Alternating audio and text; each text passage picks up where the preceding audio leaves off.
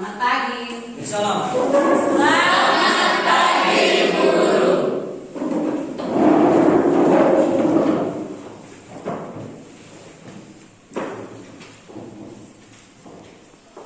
Oke, sebelum kita mulai proses KBM di pagi ini, mari masing-masing kita berdoa sesuai dengan keyakinan kita. Doa di dunia.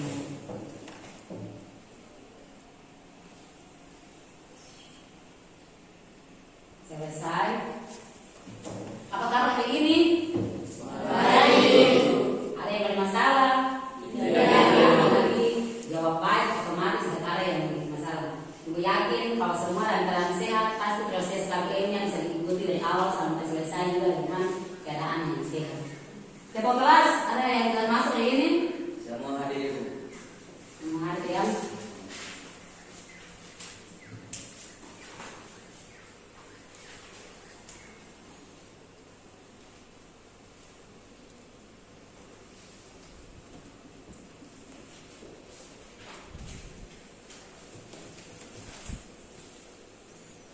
Oke, so kita mulai proses pemilihan hari ini menyangkut materi lanjutan. Ibu akan mengingatkan kita kembali materi sebelumnya yang ingin jelaskan kemarin tentang konsep apa?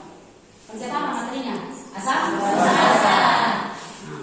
Dan konsep asam basa kemarin kita sampaikan juga kita menjelaskan tentang 3 teori asam basa. Ada salah satu ilmuwan yang mengatakan bahwa asam adalah suatu zat atau suatu spesies atau suatu senyawa ketika dilarutkan dalam air akan menghasilkan ion H positif. Ada juga yang masih penelitiannya yang mengatakan bahwa basa adalah suatu zat atau suatu spesies ketika dilarutkan dalam air menghasilkan ion OH amin. Ada yang tahu teori siapakah itu? Ya, silakan. Teori asam basa menurut Arrhenius. Ya, teori asam basa menurut Arrhenius. Itu yang pertama buat. Oke, itu ibu mengatakan kita saja untuk materi di tatap muka sebelumnya. Mengenai kita karena materi itu masih berkelanjutan dengan materi kita hari ini. Iya, untuk materi kita hari ini masih berkaitan dengan konsep yang kemarin. Ibu menanyakan saja pasti ada yang pernah merasakan cuka. Semua pernah? Semua pernah merasakan cuka. Kira-kira cuka rasa apa? Mungkin ada yang sama di sini. Berarti kayak bukan cuka ya. Nah, pasti juga ada yang pernah minum obat MA. Di sini ada yang punya penyakit asam lambung atau penyakit MA? Ada? Siapa? Oh, ada teman di belakang. Siapa lagi Ana? Nah, Ana kira-kira kalau minum obat MA rasanya apa? Ada 3 macam, Bu. Ada yang manis dan juga ada yang rasanya sedikit asam. Asam, ada obat yang asam. Apakah ada yang asam pahit? Ada yang pahit juga. Oh, ada pahit juga. Iya, pada umumnya semua obat itu rasanya pahit, itu pada umumnya. Tapi ada obat-obat tertentu ya, ada yang rasanya manis. Mungkin itu vitamin. Betul? Iya, itu vitamin. Nah, untuk asam cuka, kemudian dengan obat MA, pasti sebagian besar sedang dikonsumsi. Lagi cuka. Nah, cuka rasanya masam, sedangkan obat MA itu pasti ada sebagian besar dia rasanya pahit. Nah, untuk membedakan ini mudah saja kita menggunakan alat pengecat. Dalam ini kita punya indera pengecatnya apa? Tidak. Oke. Tetapi tidak semua bahan-bahan yang kita ingin mencicipinya pasti ada yang berbahaya. Kalau berbahaya, tidak boleh kita menggunakan indera pengecat. Dalam hal ini lidah tidak bisa. Nah, berarti kita mesti butuh alat bantu. Kalau bahan-bahan di lab kimia, otomatis kita butuh bahan-bahannya menggunakan mengambil bahannya, pasti kita menggunakan pipet PPS. Nah, seperti itu. Nah, hari ini materi kita akan mengarahnya ke situ, akan mengarahnya ke asam dan basa.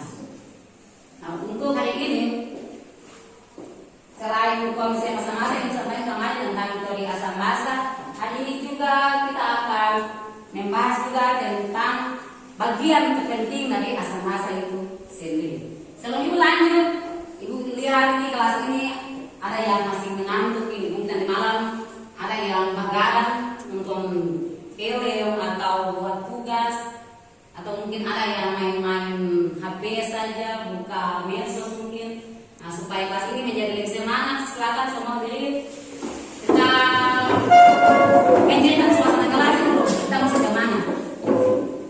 Jadi kita punya ya, semangat pagi, bisa ya? Ya, kita mulai. Semangat pagi. Pagi, pagi, pagi. Luar biasa, tetap semangat. Terus lagi, semangat pagi. Pagi, pagi, pagi. Luar biasa, tetap semangat. Oke, silakan dulu. Semua semangat ya. Di ekspresi pagi tetap semangat. Ada yang dari malam sudah dapat hadiah di games apa ini. Ada yang mukanya masih terang. Tetap semangat.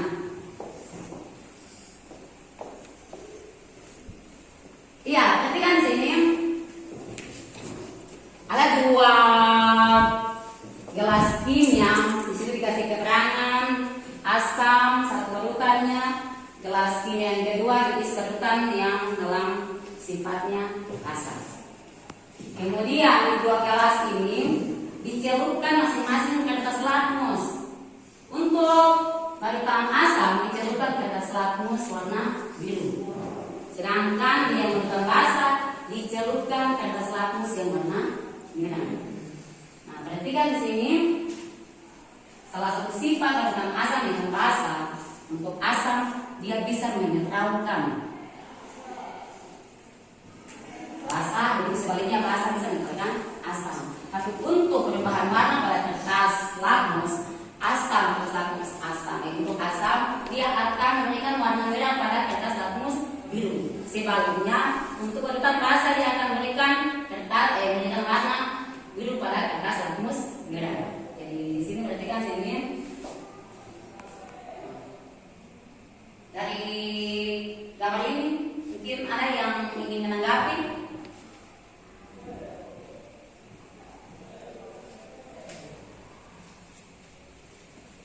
Silakan. Nanti lebih jelas nanti di ibu demonstrasi ya. Teorinya seperti ini. Lebih jelasnya apakah benar yang ibu sampaikan. Ya kan? Nah, jangan sampai hanya gambarnya saja lah tiba-tiba dibuat perubahan warna. Nanti kita buktikan itu lewat hasil demonstrasi sebentar. Iya, untuk capaian pembelajaran yang perlu kita capai dan itu peserta didik mampu mengamati, menyelidiki dan menjelaskan fenomena sehari-hari sesuai kaidah kerja ilmiah dalam menjelaskan konsep kimia dalam keseharian, menerapkan operasi matematika dalam perhitungan kimia, mempelajari sifat, struktur, dan interaksi partikular dalam membentuk berbagai senyawa termasuk pengolahan dan penerapannya dalam keseharian, memahami dan menjelaskan aspek energi, laju dan keseimbangan reaksi kimia, menggunakan konsep asam basa dalam keseharian, menggunakan transformasi energi kimia dalam keseharian termasuk termokimia dan elektrokimia, memahami kimia organik termasuk penerapannya dalam keseharian. Jadi konten kita tentang asam basa termasuk dalam capaian pembelajaran. Kemudian tujuan pembelajaran kita hari ini itu yang pertama, peserta didik mampu merancang pembuatan indikator asam basa menggunakan bahan alami. Tujuan yang kedua, peserta didik mampu membuat produk indikator asam basa menggunakan bahan alami. Dan tujuan yang ketiga, peserta didik mampu mengidentifikasi larutan yang bersifat asam, basa, dan mineral dengan indikator asam basa alami. Jadi pertemuan kita hari ini dengan pertemuan kedua masih mencakup 3 TPI, 3 tujuan pembelajaran ini. Jadi kita punya 3 TPI ini mesti tercapai pada pertemuan pertama dengan pertemuan kedua. Kemudian bentuk penilaian. Bentuk penilaian yang nanti dinilai dalam proses pembelajaran ini untuk materi ini. Yang pertama itu dalam bentuk penilaian individu, yang kedua juga dalam bentuk penilaian kelompok. Penilaian individu itu yang pertama menilai pengetahuan. Menilai pengetahuan nanti sebentar ibu kasih tes awal. Itu mengukur pemahaman peserta didik tentang materi yang nanti ibu sampaikan. Di tes awalnya lewat berapa soal, berapa pertanyaan yang nanti Ibu bagikan bagi kalian untuk menjawab. Kemudian setelah kita mengakhiri proses pembelajaran ini untuk pertemuan kedua nanti kita akan podcast. Jadi podcast sama juga dengan podcast, Ibu akan memberikan kembali pertanyaan, mengukur kembali apakah materi yang Ibu sampaikan di proses pembelajaran ini apakah mengena atau tidak. Bisa ya? Nah, itu penilaian pengetahuan. Kemudian penilaian sikap.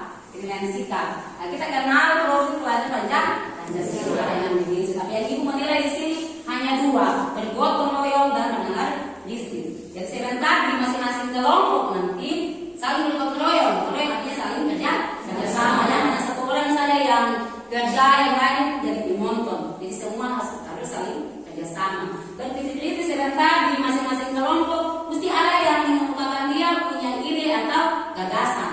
Sebentar nanti kita dalam masing-masing kelompok itu mesti ada yang punya ide, jangan simpan-simpan supaya pada saatnya hasil pekerjaan kelompok juga masih maksimal. Itu dalam bentuk penilaian individu. Kalau penilaian kelompok sebentar nanti itu Ibu akan menilai unjuk kerja. Jadi nanti di masing-masing kelompok nanti modelnya seperti apa pekerjaannya, ada yang aktif atau tidak, seperti itu. Kemudian penilaian diskusi, jadi nanti masing-masing kelompok akan berdiskusi, kemudian nanti perwakilannya ke depan, mewakili dia punya kelompok, memastikan hasil pekerjaan kelompok itu juga dinilai. Kemudian hasil proyeknya juga akan dinilai, hasil pekerjaan akhirnya di masing-masing kelompok itu akan dinilai. Iya. Ketika sini metode atau model pembelajaran yang nanti Ibu bawakan di pertemuan ini dengan pertemuan kedua yaitu adalah model pembelajaran PJBL, Project Based Learning, pembelajaran berbasis proyek. Nah untuk PBL atau JBL atau pembelajaran berbasis proyek ini ada 6 sintaks atau 6 langkah yang perlu kita ikuti. Yang pertama penentuan pertanyaan mendasar. Jadi pertanyaannya berkaitan dengan materi yang nanti Ibu bawakan. Kemudian yang kedua mendesain atau merencanakan proyek. Jadi nanti masing-masing kelompok sebentar kita mendesain apa yang kita butuhkan nanti untuk menyelesaikan kita punya proyek. Yang ketiga sintaks, yang ketiga langkah yang ketiga kita susun jadwalnya. Kira-kira jadwal pelaksanaan proyek ini kapan? Jadi nanti kita buat kesepakatan dengan Ibu dengan kalian buat kesepakatan kira-kira proyek ini diselesaikannya sampai kapan. Kemudian sintaks atau langkah keempat membuat proyek sekaligus memonitor kemajuan proyek. Jadi nanti masing-masing kelompok dia melaksanakan dia punya proyek, Ibu yang nanti memonitori. Bisa? Kemudian sintaks yang kelima penilaian hasil. Di penilaian hasil ini nanti masing-masing kelompok mempresentasikan dia punya hasil proyeknya. Jadi mungkin dari masing-masing kelompok perwakilan 2 atau 3 orang di depan menyampaikan hasil proyek.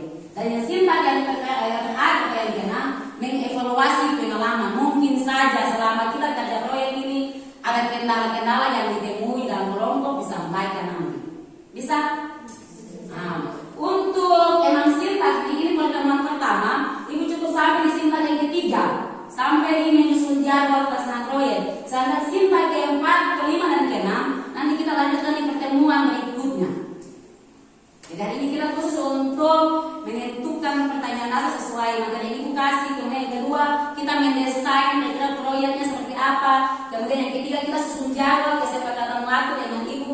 Kira-kira ini berapa waktu yang kita perlu untuk menyelesaikan proyek ini. Kalau sudah kita tentukan kapan kita menyelesaikan proyek ini. Berarti kita masuk di sintaks yang kelima, sintaks keempat, kelima dan keenam. Bisa? Bisa.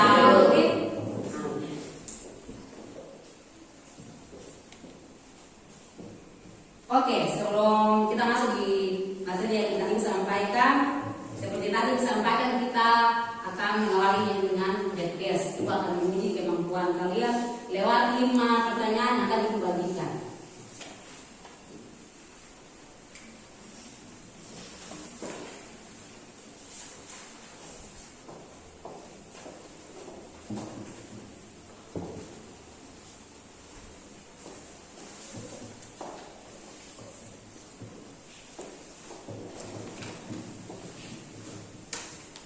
Jangan lupa tulis nama kelas semester, kemudian hari ini hari apa, tanggal, dan bulan tahun.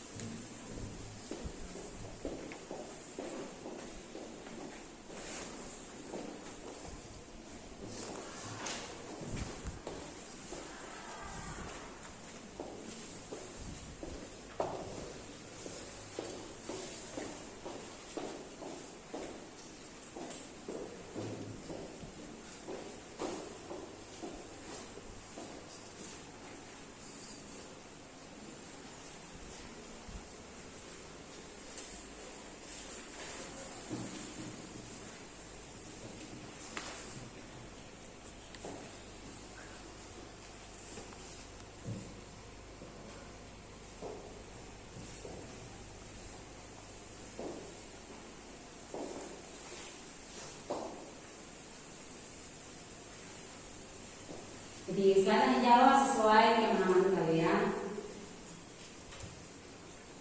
Pertanyaan-pertanyaan ini berkaitan dengan materi yang nanti Ibu sampaikan. Tapi Ibu yakin di pertemuan sebelumnya Ibu sudah menjelaskan secara umum tentang konsep asam basa.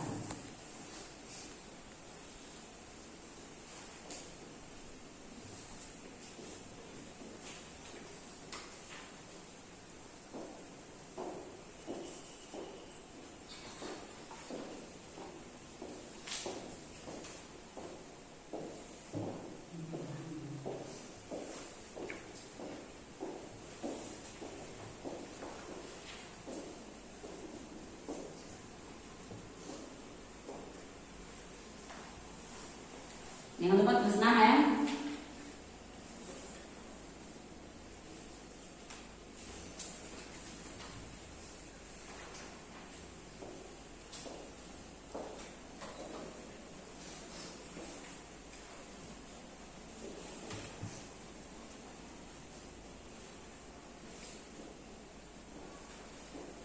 Langsung diberi tanggal silang saja, langsung diberi tanggal silang.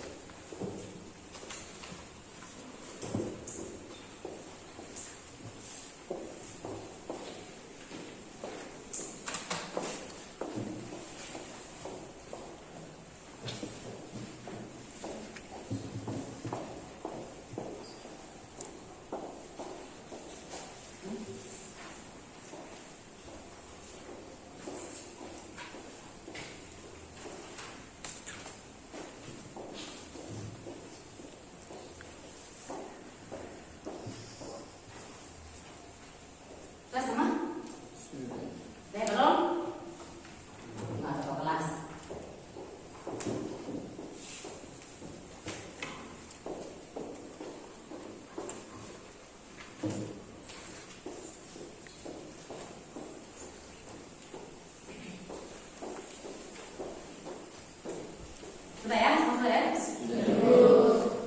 Ya, perhatikan sini. Jadi kita akan menampilkan sebuah video tentang indikator asam basa. Silakan kalian mengamati video ini sampai selesai. Mungkin ada yang ingin disampaikan menanggapi video ini, bisa disampaikan. Tetapi setelah mengamati video ini. Assalamualaikum warahmatullahi wabarakatuh. Bertemu lagi bersama Ibu Deja kasihnya. Apa kabar semuanya? Insya Allah sehat ya. Pada video kali ini kita akan membahas materi tentang indikator senyawa asam dan basa. Bagaimana mengidentifikasi apakah suatu zat bersifat asam atau basa. Simak video ini sampai selesai. Asam dan basa merupakan dua senyawa kimia yang sangat penting dalam kehidupan sehari-hari. Sifat yang paling mencirikan asam adalah rasa asam jika dirasakan oleh indera pengencar. Misalnya, asam asetat yang biasa dikenal dengan asam cuka, asam sitrat yang terkandung dalam jeruk. Sementara itu, senyawa basa apabila dirasakan dengan indera pengencar, rasanya akan pahit dan terasa licin. Contohnya adalah sabun, dan ada jenis basa lain yang bersifat kaustik atau membakar, misalnya soda abu yang digunakan untuk anti sulat pada saluran air.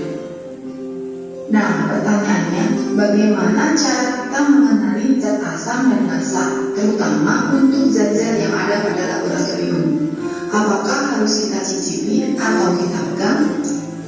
Untuk mengenali suatu zat bersifat asam atau basa, kita tidak boleh sembarangan mencicipi atau memegangnya karena akan sangat berbahaya.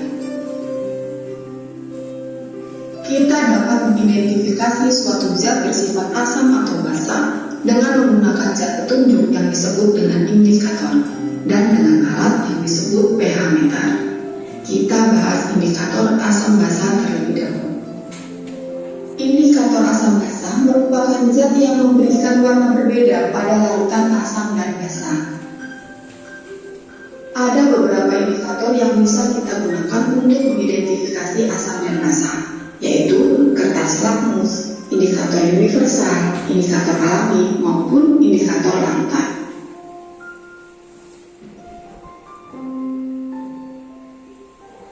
Yang pertama adalah kertas lakmus. Kertas lakmus adalah indikator berupa kertas yang di dalamnya terkandung senyawa organik yang dapat berubah warna pada kondisi asam atau basa. Dan ada dua jenis kertas lakmus, yaitu kertas lakmus merah dan kertas lakmus biru. Untuk menentukan suatu larutan bersifat asam atau basa, yaitu dengan mencelupkan kertas lakmus ke dalam larutan uji. Kemudian amati perubahan warna kertas lakmus tersebut. Jika kertas lakmus merah tetap berwarna merah dan lakmus biru berubah menjadi merah, maka larutan tersebut bersifat asam dengan pH kurang dari 7. Jika kertas lakmus merah berubah menjadi biru dan kertas lakmus biru tetap berwarna biru, maka larutan tersebut bersifat basa dengan pH lebih dari 7. Dan jika kertas lakmus merah dan biru tetap tidak mengalami perubahan warna, maka larutan tersebut bersifat netral dengan pH sama dengan 7. Kelemahan dari kertas lakmus ini adalah tidak dapat mengukur pH suatu larutan dengan pasti dan hanya dapat digunakan untuk mengetahui apakah suatu zat tersebut bersifat asam atau basa. Sifat dan pH suatu larutan juga dapat diidentifikasi menggunakan indikator universal yang merupakan campuran berbagai indikator yang dapat menunjukkan pH suatu larutan dari perubahan warnanya. Pada bagian box indikator universal terdapat peta warna dan standar pH-nya. Nah, dengan indikator ini, apabila kita celupkan ke dalam suatu larutan, akan mengalami perubahan warna sesuai dengan pH larutannya.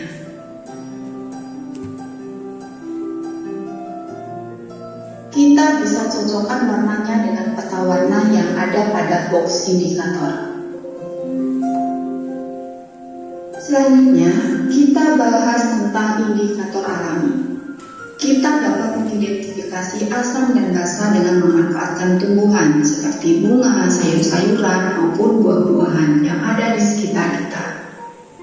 Seperti bunga sepatu, kulit manggis, bunga telang, kunyit, dan kol ungu. Bahan-bahan alami tersebut harus kita buat larutan terlebih dahulu, misalnya dengan mengerusnya, kemudian ditambahkan sedikit air dan disaring. Ekstrak yang kita dapatkan kemudian kita teteskan ke dalam larutan asam atau basa yang akan kita uji. Tidak semua tumbuhan dapat kita jadikan sebagai indikator asam atau basa. Bahan alam yang bisa kita gunakan sebagai indikator asam basa hanyalah bahan yang menunjukkan warna berbeda dalam lingkungan asam, basa, atau netral. Kelemahan dari indikator alam ini adalah perubahan warna yang dihasilkan tidak stabil. Harga pH suatu larutan juga dapat diprediksi dengan menggunakan indikator larutan.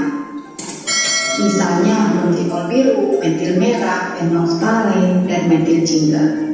Penentuan pH suatu larutan yang tidak dikenal harus menggunakan beberapa jenis indikator dengan tujuan untuk mencakup seluruh jangkauan pH yang mungkin dimiliki oleh suatu larutan tersebut. Sehingga dalam pengujian asam basa biasanya tidak hanya menggunakan satu jenis indikator saja, minimal 2 indikator. Setiap indikator memiliki trayek perubahan warna yang berbeda-beda. Berikut ini adalah trayek pH untuk beberapa indikator. Sebagai contoh, indikator bromtimol biru mempunyai trayek pH 6,0 sampai 7,6 dan perubahan warnanya dari kuning ke biru. Pada pengujian suatu larutan, jika ditetesi dengan indikator bromtimol biru, larutan berwarna menjadi kuning, maka pH larutannya adalah kurang dari 6. Dan jika larutannya berubah menjadi biru, maka pH larutannya lebih dari 7,6. Paham ya? Selanjutnya kita bahas pH meter. pH meter merupakan suatu rangkaian elektronik yang dilengkapi dengan elektroda dan dirancang khusus untuk mengukur pH larutan secara tepat. Berikut ini adalah gambar beberapa contoh dari alat pH meter. Untuk menggunakan alat ini, cukup mencelupkan elektrodanya ke dalam larutan yang diukur dan secara otomatis jarum penunjuk atau angka digital akan menunjuk pada nilai pH larutan yang akan diukur. Selanjutnya perhatikan contoh soal berikut ini. Oke, kita sampai di yang terakhir saya ya.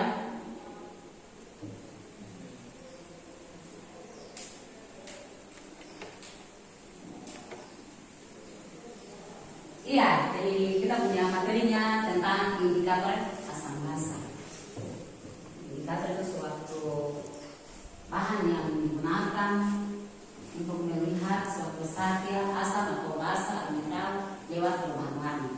Jadi tadi di video tadi sudah mati ada berapa jenis indikator. Nah, dari video tadi dia mati mungkin ada yang mau ditanggapi.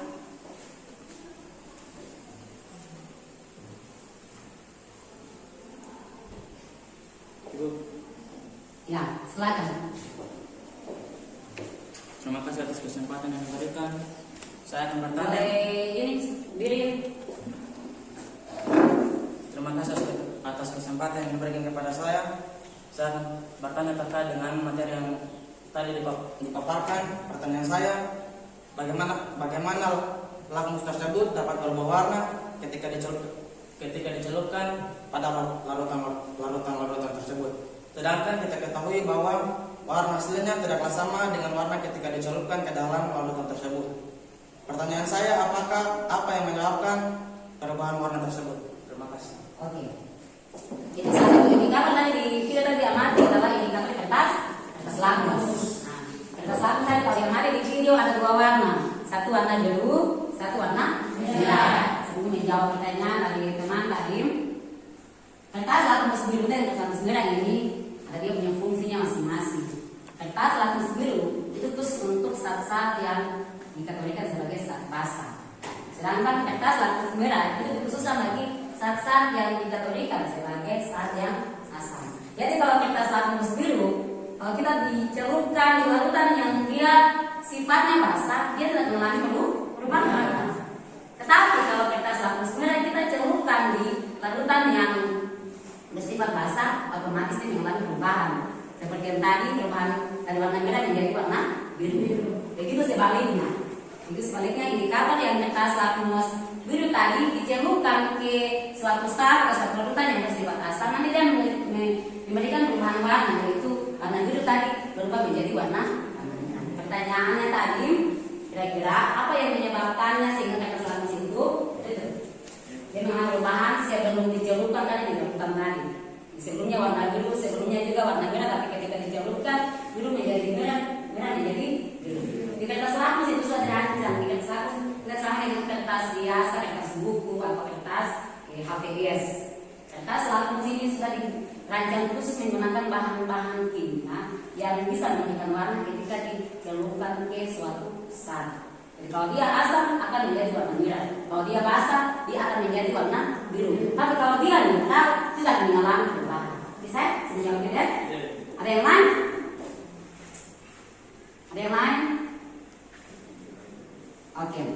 Ya, untuk video tadi, tapi konten kita hari ini kita membahas tentang indikator asam basah.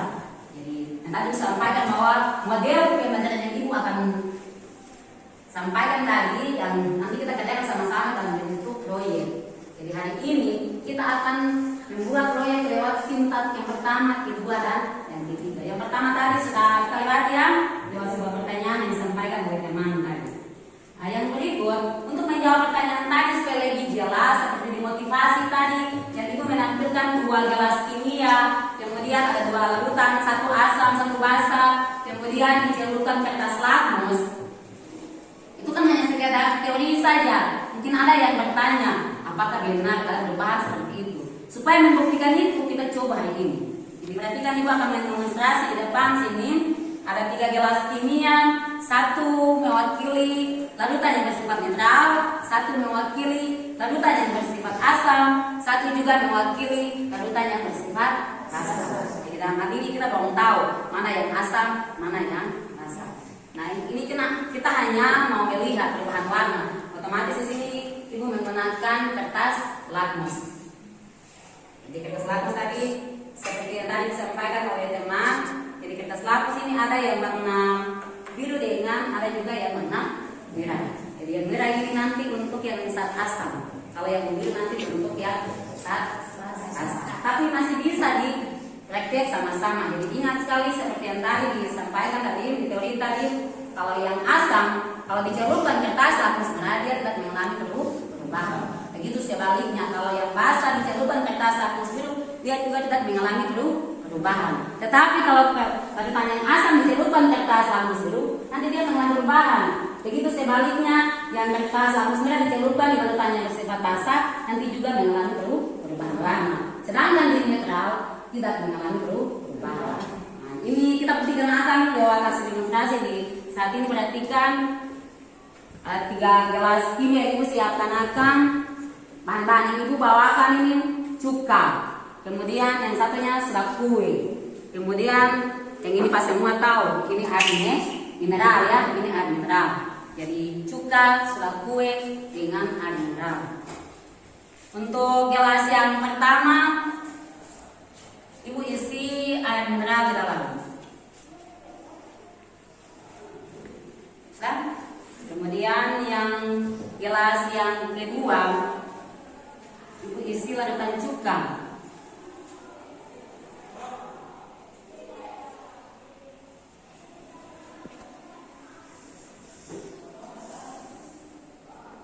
Gelas yang ketiga kita akan buat larutan sudah kue.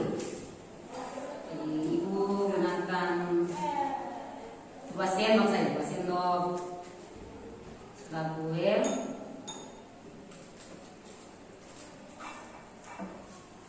Tambahkan air sedikit.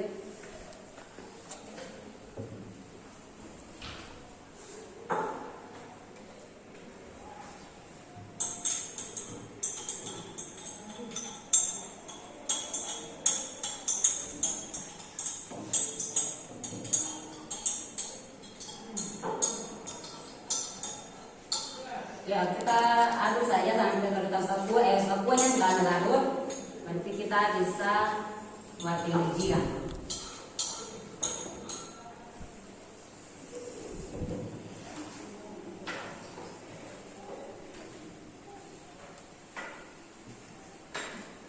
Ya, jadi kita akan buat pengujian. Jadi kan sini itu menggunakan kertas lakmus merah dengan kertas lakmus biru, membuktikan hasil teori tadi. Mulai dengan yang pertama diberikan surat kue, mulai dengan kertas lakmus biru. Jadi kalau surat kue dia asam, otomatis kertas lakmus ini akan mengalami perubahan warna. Tapi kalau surat kue dia asam, berarti kertas lakmus merah dia tidak mengalami perubahan. Ibu campurkan saja.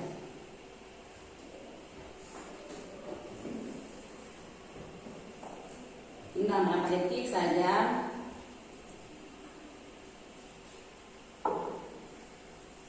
Apakah mengalami perubahan warna? Tidak ada, tetapi ya warna biru. Kita coba dengan kertas lakmus warna merah.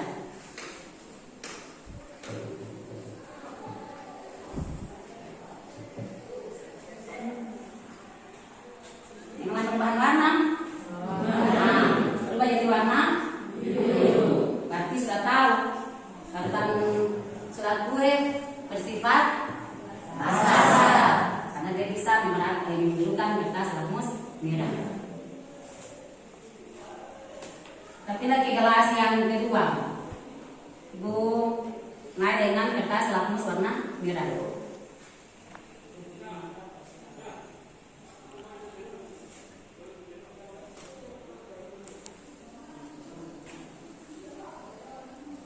Ada yang perubahan? Tidak ada. Tapi yang warna merah. Kita coba dengan kertas lakmus warna biru.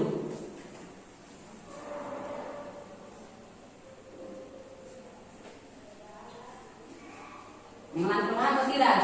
Mengalami.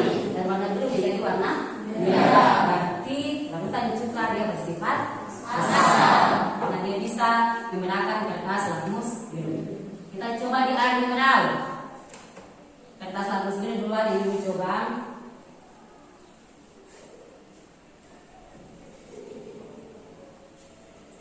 Ada perubahan warna? Tidak. Kita coba dengan kertas lakmus yang warna merah punya.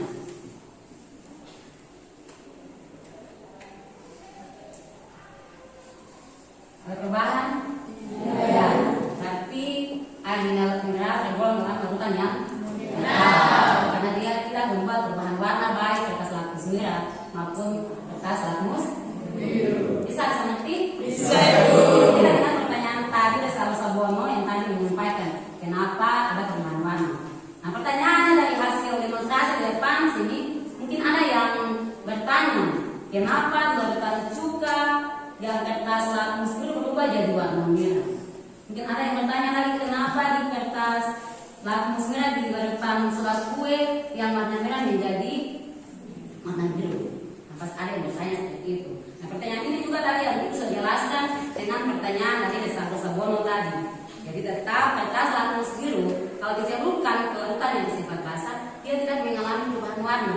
Kalau kertas lakmus merah kita celupkan ke larutan basah, pasti dia mengalami perubahan warna dari merah menjadi biru. Begitu sebaliknya di larutan yang bersifat asam, yang ini cuka. Sedangkan yang mineral dia tidak memberikan perubahan warna. Di contoh telepon kita selain dari mineral, larutan gula. Larutan gula juga kita celupkan kertas lakmus biru dengan merah juga dia tidak mengalami perubahan warna. Karena itu dia larutan yang bersifat mineral. Bisa? Bisa paham sampai sini? Bisa. Pertanyaannya sekarang, seandainya di sekolah kita atau Ibu sendiri juga tidak mempunyai kertas lakmus, indikator kertas lakmus, bagaimana kita mau mengidentifikasi suatu zat atau suatu bahan dia bersifat asam atau basa atau mineral, kita membuatnya seperti apa? Solusinya apa? Nah, kalau diamati dengan video tadi itu salah satu indikator yang bisa kita gunakan untuk menjadi solusi yaitu indikator asam basa yang dibuat dari bahan-bahan alami. Nah, proyek kita hari ini yang tadi dijelaskan singkat di proyek tadi, kita akan mendasari itu, kita akan merancang itu. Tetapi ingat, tidak semua tanaman atau bahan-bahan alami itu bisa kita jadikan akan sebagai indikator asam basa. Tidak bisa semua. Jadi ada beberapa saja yang bisa memberikan warna, kita bisa gunakan akan sebagai indikator asam basa yang alami. Bisa?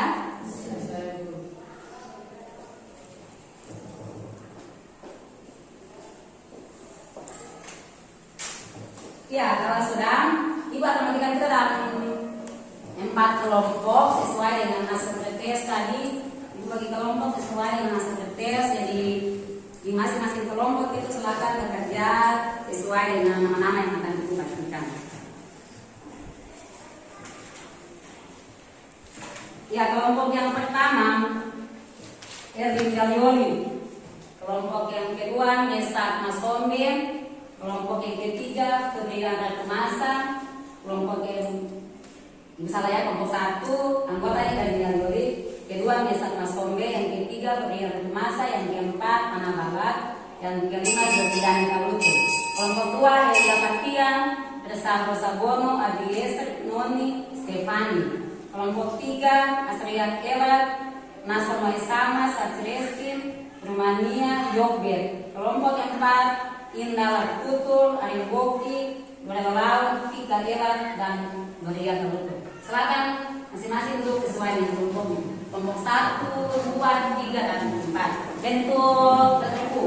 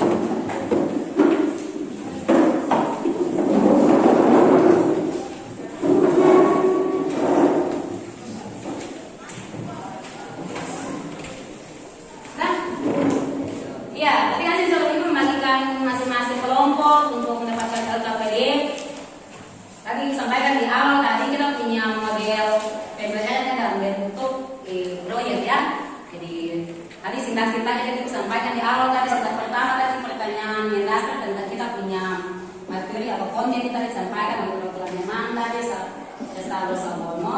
Kemudian yang kedua, setelah yang kedua kita akan merancang atau mendesain proyek kita. Kemudian yang ketiga kita akan buat jadwal. Jadi kali ini kita cuma jalankan 3 sintaknya saja, 3 langkahnya saja. Nanti sintaks keempat, sintaks kelima dengan sintaks keenam nanti pada pertemuan berikutnya. Nanti kita buat kesepakatan di jadwal proyek, nanti kita sepakat proyek ini kita selesaikannya kapan. Bisa ya? Sintak pertama sudah kita lewati, sintak yang kedua kita akan mendesain kita punya proyek, masing-masing kelompok mendesain. Nanti di KPD nanti alat dengan bahannya masih kosong, ini masih kertas kosong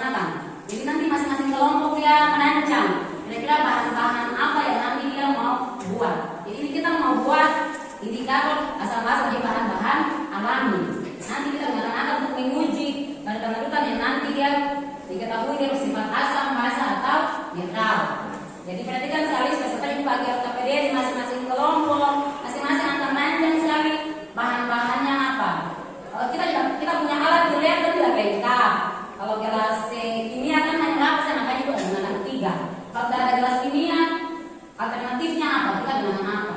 Misalkan gelas aqua bisa. Kita tidak menggunakan bahan-bahan kimia yang berbahaya, jadi bisa pakai gelas apa atau gelas-gelas saja yang dia jadi yang transparan supaya kita praktek bisa kita lihat. Kemudian kita punya bahan lab juga tidak lengkap, dan ada kertas label.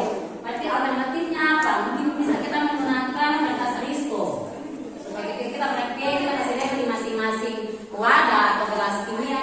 Oh, ini larutan A, ini larutan B dan seterusnya. Bisa. Jadi alat dengan bahan masing-masing kelompok yang rancang. Proses kerjanya itu seranjang akan. Nanti cuma kalian tambah-tambah. Tapi alat dengan bahan masing-masing rancang. Bahan-bahan apa yang dijadikan sebagai indikator silakan. Bahan-bahan apa yang nanti diuji juga tentukan sekali. Kemudian alat punya apa? Kita mau dengan apa? Pada gelas kimia kita mau pakai apa? Bisa? Bisa nanti? Bisa?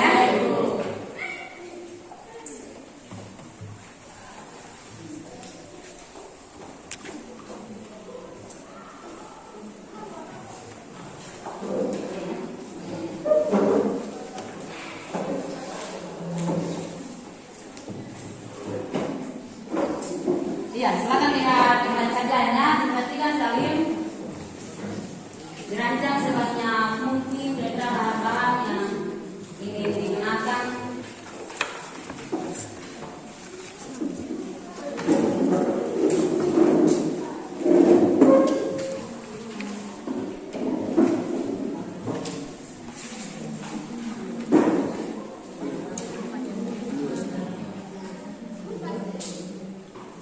Jadi merancang alat dan bahan.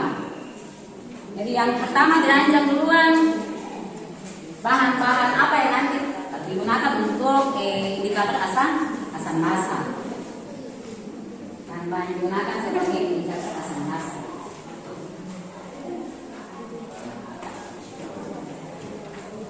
Kalau alat-alatnya pada gelas kimia, alternatifnya kita gunakan apa?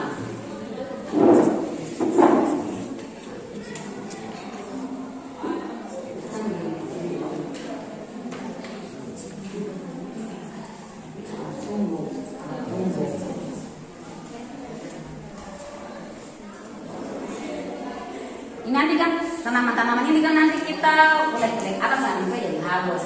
Pasti kita menggunakan alat tumbuh. Terserah nanti kalau ada yang mau pakai apa ya blend bisa juga kelompoknya, terserah. Yang penting alat yang mudah didapatkan. Kalau tidak ada gelas kaca, gelas aqua itu tidak jadi masalah. Yang penting bisa kita gunakan. Dan pertama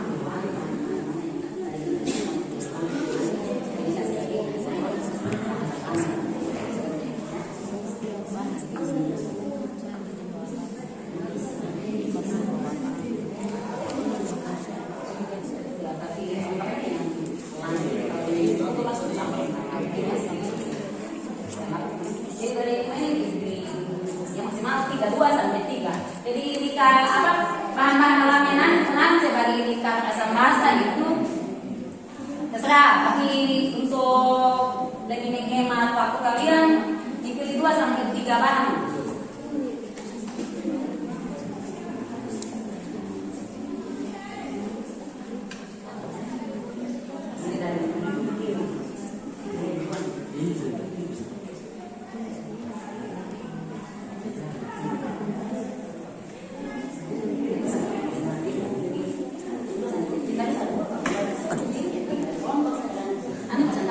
Nanti selesai rancang ini perwakilan masing-masing kelompok ke depan untuk menyampaikan kira-kira rencananya alat yang digunakan sekian, bahan yang digunakan sekian.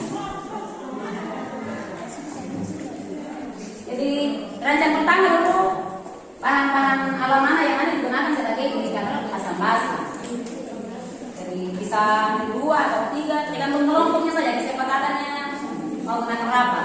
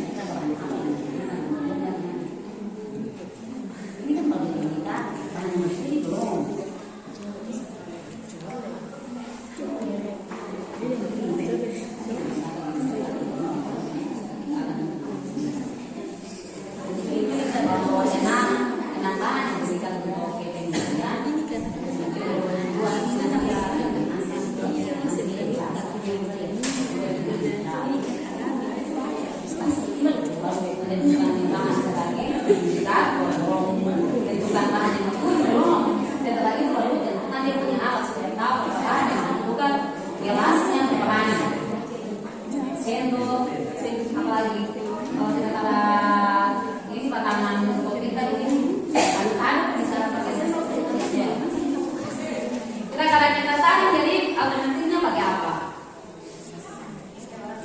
Saringan rumah bisa, saringan teh.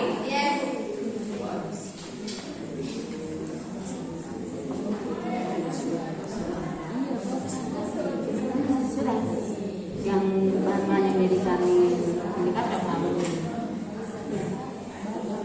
Soto ya.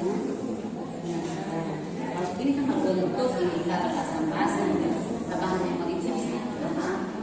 Sama yang tadi punya menggunakan cuka dari merah, ya, dari kasih. Jadi bahan-bahan feeling lah. Mungkin ada yang jadi basa nanti yang ini, yang asam yang ini, yang bisa. Kita itu kan sebanyak mungkin 5, 6. Sudah ditentukan yang mana yang kita asam basa. Ini berapa? Ada tiga. Ya sudah, ini kan nanti jadi indikator asam basa. Sekarang tentukan lagi bahan-bahan mana yang nanti dicuci. Sama yang tadi punya itu ada yang dan cuka, bukan gakui, ada. Tentukan lagi mana bahan-bahan apa yang nanti dibawa untuk dicuci. Setelah itu baru menentukan dia punya alatnya, alatnya, bahannya tentukan. Jadi itu tidak masak untuk cuci itu tidak masak.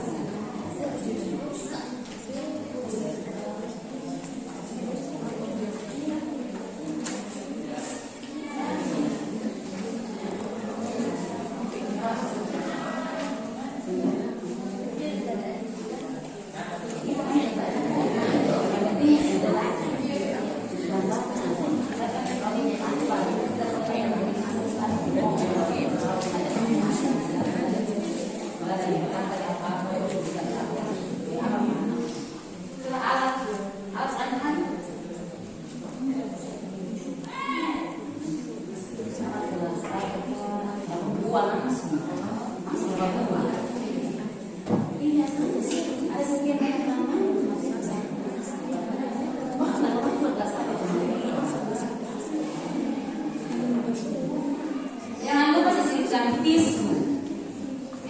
Sampai ada banyak lupa kita pakai tisu untuk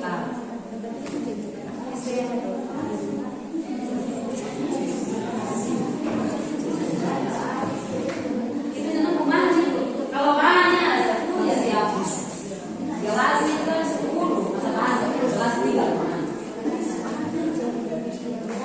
Gelas apa gelasnya lebih bagus. Kalau kurang itu lebih bagus. Dia punya alat untuk nyumbuk, terserah. Kalau ada yang pakai nyumbuk juga, kalau ada yang pakai lemon juga jadi soal yang penting bisa buat telan menjadi yang paling kecil. Jangan lupa air mineral.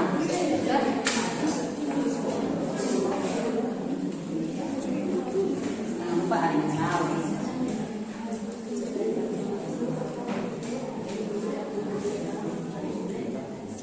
Ini bahan-bahan yang sudah dapat. Kita perlu yang mahal-mahal. Kita perlu yang dapat dibeli juga.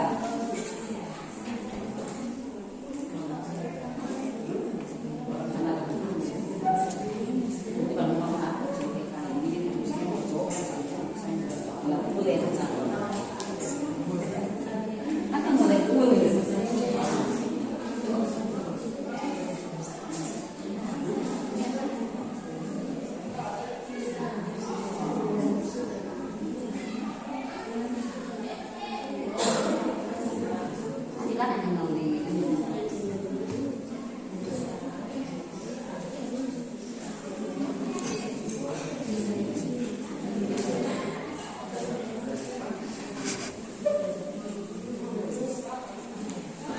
Teman-teman yang saya siap, kelompok 1.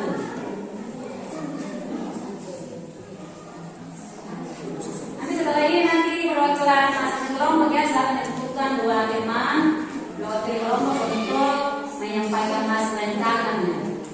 Cuma disampaikan saja, kita alat yang digunakan apa-apa, bahan yang digunakannya nanti apa-apa.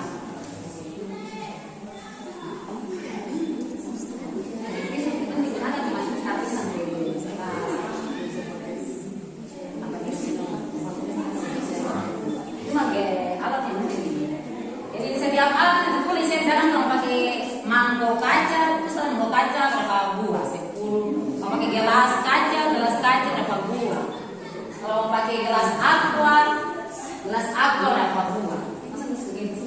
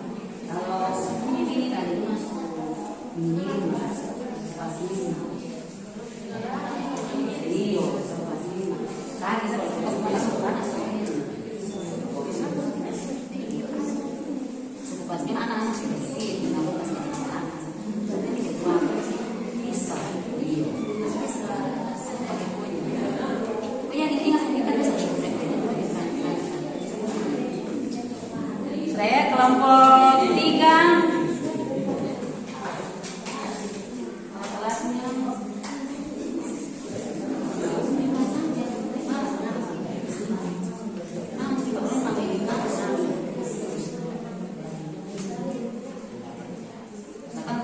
Apa yang begitu? Misalnya yang dia kurang kalau mau dari mana? Ada berapa lagi? 10 kali.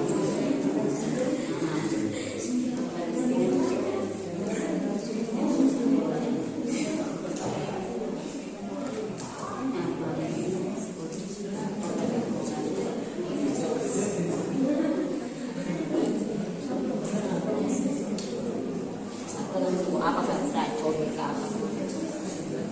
Tisu yang sampai ada yang disimpan. Kelompok 4.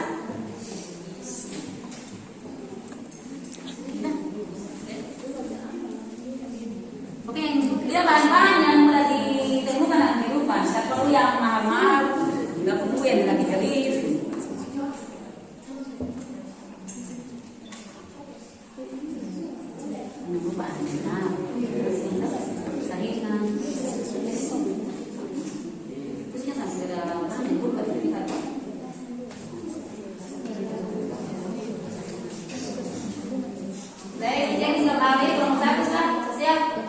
Siap dan kelompok 2 diskusi.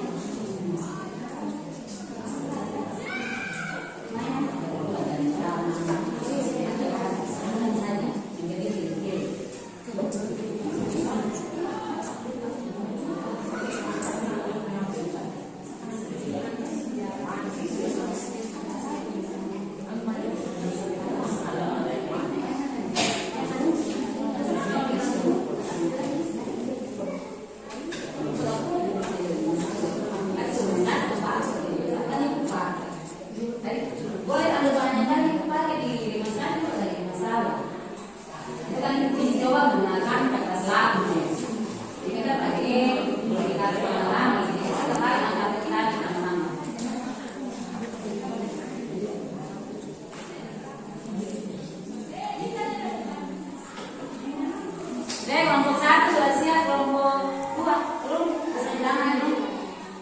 Sudah? Belum. Kelompok 3 belum.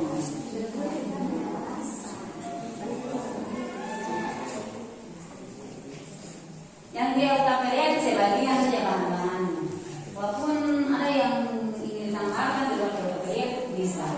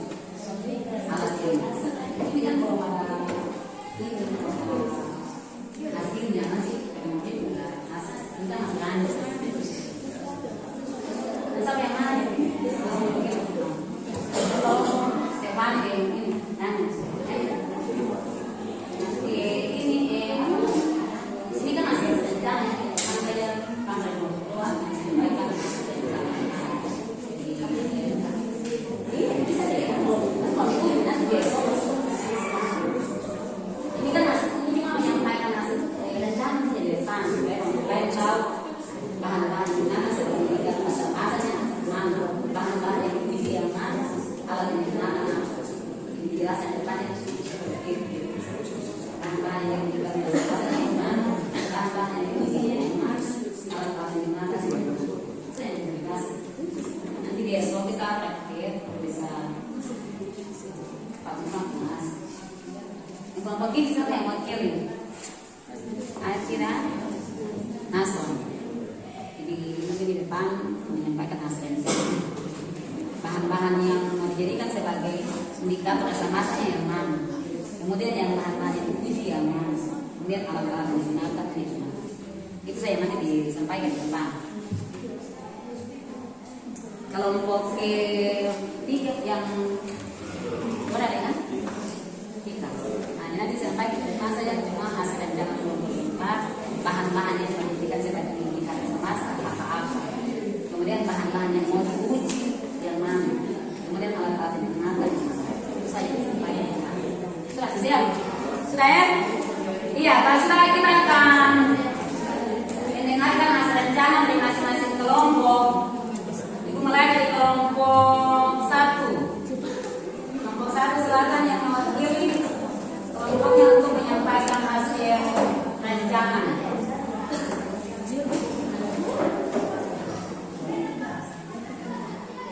Kelompok yang lain perhatikan sebelum kelompok 1 menyampaikan hasil rencana kita sampaikan balik kelompok yang lain, kelompok 2, kelompok 3, kelompok 4. Ini kan kita masih mendesain, kita masih merancang alat dan bahan yang nanti kita gunakan untuk proyek nanti. Jadi tanggapan tidak terlalu menjauh dari hasil rencana ini. Mungkin dari kelompok mungkin ingin menambahkan atau mengurangi terserah, tapi mau bisa jauh belum bisa karena kita belum uji coba hasilnya. Oke sayang? Begitu juga di kelompok 2, 3, dan 4. Silakan kelompok 1. Terima kasih Bu atas kesempatan yang diberikan kepada kami kelompok 1 untuk mempresentasikan hasil pelajaran kami.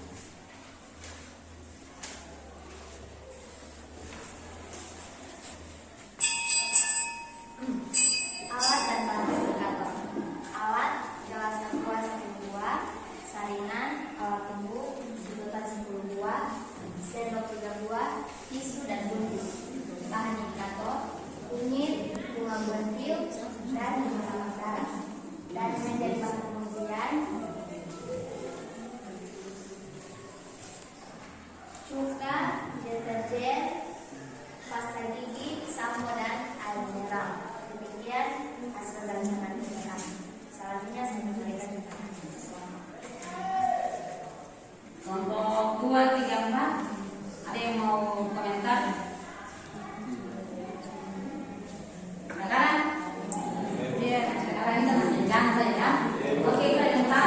kelompok 1. Kembali ke tempat kelompok 2 perwakilan silakan. Gustavo dengan Stefan ya. Nah, silakan.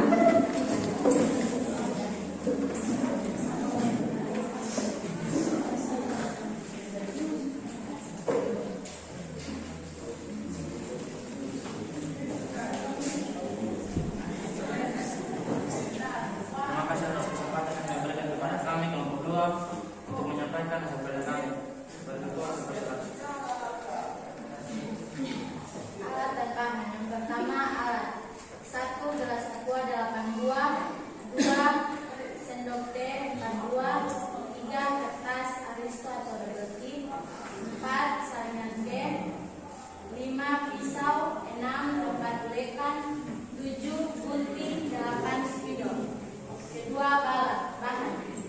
Yang pertama kunyit, yang kedua bunga bougainville, yang ketiga air mineral, yang keempat tisu, yang kelima kertas PVC.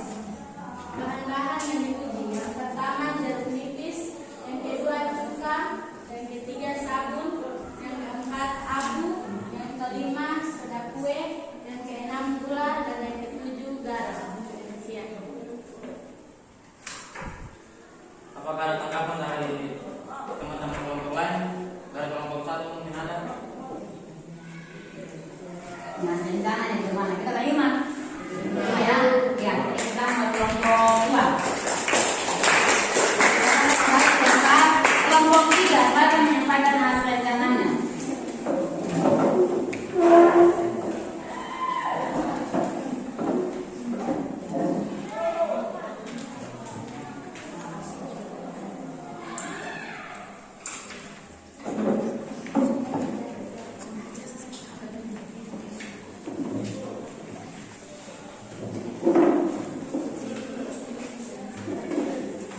Terima kasih kepada Ibu Guru yang telah memberikan kesempatan kepada kami kelompok 3 untuk membahas hasil kerja kami.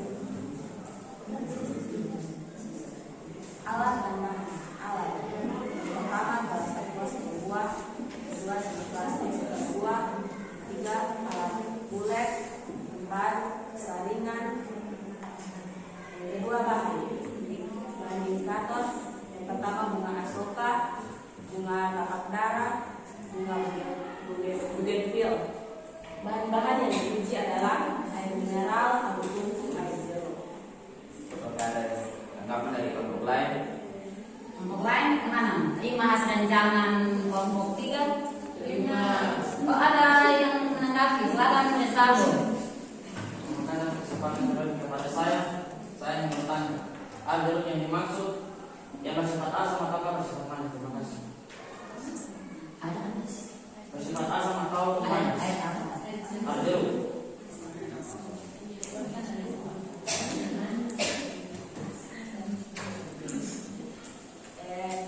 Terima kasih atas kesempatan yang diberikan kepada kami.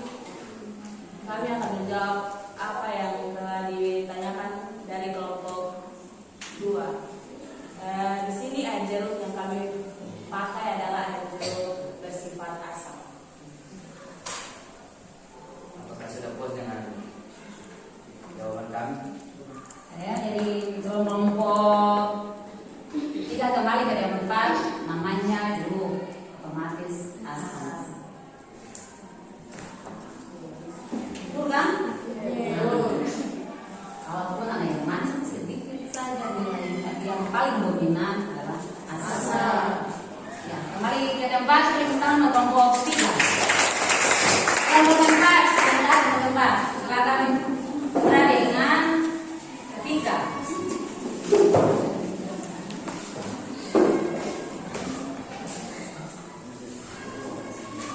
Terima kasih kepada guru yang telah memberikan kesempatan kepada kami kelompok 4 untuk mempresentasikan hasil kerja kami.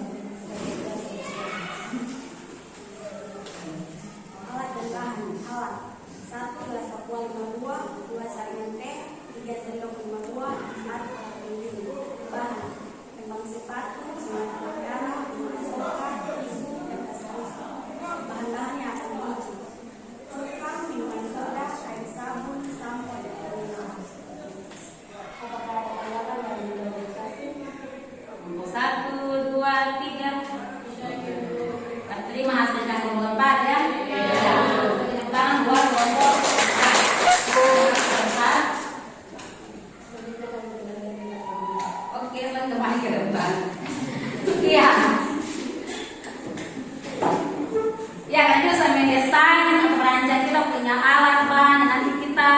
buat dalam pengujian atau proyek nanti ibu mengingatkan saja masing-masing kelompok diberikan tanggung jawab di masing-masing anggota siapa yang menanggung ini atau yang bawa ini, siapa yang bawa ini. Jadi dalam kelompok jangan mengenalkan ketuanya saja, tapi semua anggotanya mesti berani. Lagi tugas sekali siapa yang bawa alat ini, siapa yang bawa alat ini. Iya, kalau kita sudah rancang, kita sudah punya jadwal, kita buat kesepakatan dulu. Kira-kira proyek ini kita mau selesaikannya 1 bulan atau 1 tahun. Berapa hari kira-kira kita butuh? 1 hari saja ya. Kalau begitu tetap buka dari esok nanti semuanya sudah siap. Bisa? Bisa. Katanya dari esok bahan-bahan alat dari di masing-masing kelompok sudah desain, rancang itu bisa dibawa. Besok kita langsung buat pengujian, kita masuk di Sinta ke-4, ke-5 dan ke-6. Di Sinta ini cuma Sinta pertama, kedua, ke-3. Kita cukup sampai di mendesain, kemudian kita kesepakatan pembuatan jadwal dengan waktu penyelesaian proyek. Kita sepakat 1 hari kita buat proyek ini selesai. Ya, jadi kita telah mendengarkan hasil rencana dari masing-masing kelompok tadi. Mudah-mudahan masing-masing kelompok, ketua mengingatkan anggotanya bahan-bahan apa yang disiapkan sesuai hasil rencana supaya dari esok sesuai kesepakatan kita tadi jadwal dengan waktu bisa kita menyelesaikan dari esok tanpa ada yang melupakan bahan alat rencana yang tadi dirancang oleh masing-masing kelompok. Ya, untuk pertemuan kita hari ini cukup sampai di Sinta yang ke-3. Seluruh ibu dari pertemuan kita di saat ini ada yang bisa mengambil kesimpulan tentang pembelajaran kita di hari ini? Ya, silakan Mas Aldo. Semoga atas kesempatan yang diberikan kepada saya, kesimpulan yang saya dapatkan adalah saya dapat membedakan mana yang asam dan mana yang basah melalui pengujian yang telah dilakukan. Terima kasih. Oke, kita yang tangan buat ya, silakan benar.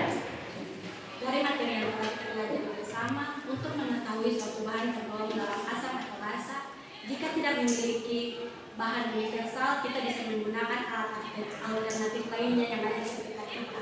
Misalnya bunga tepakara dan lain sebagainya. Iya, keterangan buat. Iya, materi kita hari ini tentang indikator asam basa. Tapi kita punya model pembelajarannya menggunakan PJBL. Jadi proyek ya. Jadi kita telah belajar semuanya dengan diingat.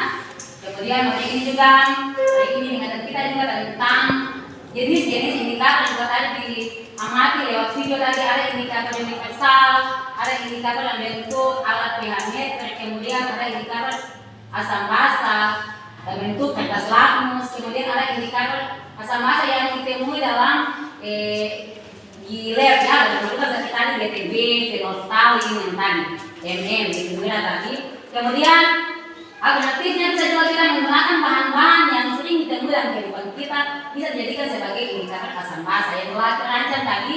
Jadi proyeknya dari esok nanti kita buat proyek tentang bagaimana membuat indikator asam basa dari bahan-bahan yang alami.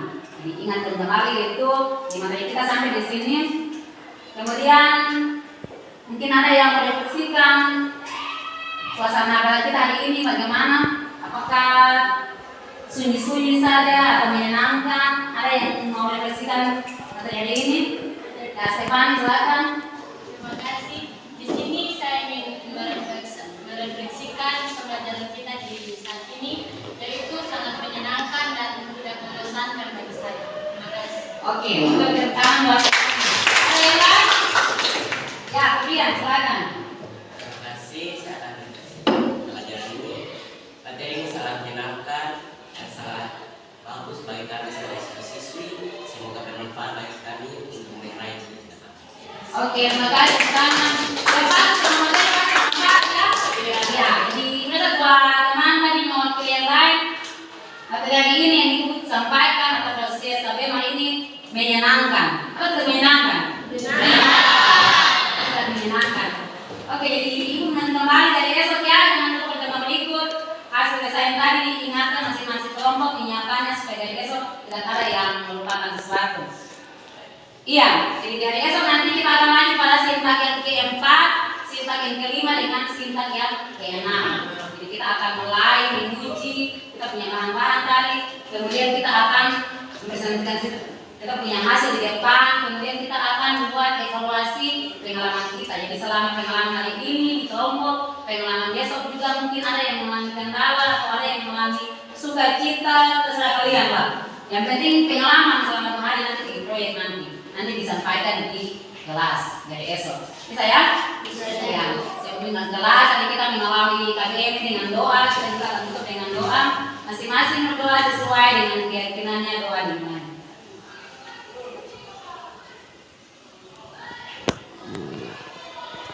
Selesai.